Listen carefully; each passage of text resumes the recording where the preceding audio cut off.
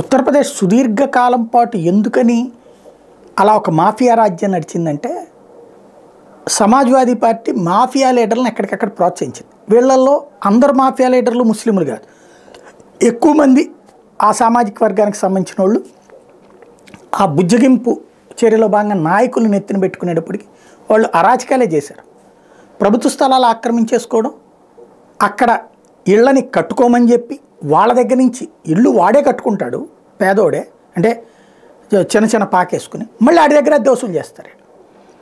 అట్లాగా సంపాదించుకుంటూ well settled అవుతూ ఆ డబ్బులతో రౌడీలు మెయింటైన్ చేస్తూ రౌడీ రాజ్యం నడుపుతా మళ్ళీ సెటిల్మెంట్లు చేస్తా ఇట్లా నడుపుకొచ్చారు. వాళ్ళ కాళ్ళ దగ్గరే నాయకులు అవ్వడం, ఎమ్మెల్యేలు ఎంపీలు కావడంతో ఇక వాళ్ళ ఇష్టారాజ్యం నడిచింది. ఒక విక్రమార్కుడు సినిమా నడిచింది. యోగి ఆదిత్యనాథ్ వచ్చాక ఆ క్యారెక్టర్స్ని ఎక్కడికక్కడ తొక్కుతున్నాడు. దానికి బుల్డోజర్ బాబా అని పేరు కూడా వచ్చింది. ఇప్పుడు దాని మీద కోర్టులు సీరియస్ అయిపోయి మీరు బుల్డోజర్లు కనుక తీసుకెళ్లాలంటే కోర్టు పర్మిషన్ లేకుండా చేస్తే కఠినంగా వ్యవహరిస్తానని చెప్పి అధికారులకు ఆదేశాలు ఇచ్చింది. యోగి ఆదిత్యనాథ్ ఇప్పుడు చట్టబద్ధంగానే చేస్తున్నాడు. తాజాగా లక్నోలో ఉన్నటువంటి అక్బర్ నగర్ ఏదైతే ఉందో అక్కడ ఇట్లాగే వందలాది ఇవి అక్రమ నిర్మాణాలు ఉన్నాయి. శరణార్థులుగా ఈ దేశంలోకి వచ్చినటువంటి వాళ్ళకి సొంత ఇళ్ళు వాళ్ళకి అన్నీ వచ్చేసినాయి. ఎట్లా అంటే ఈ నాయకుల పుణ్యమా అన్నట్టు.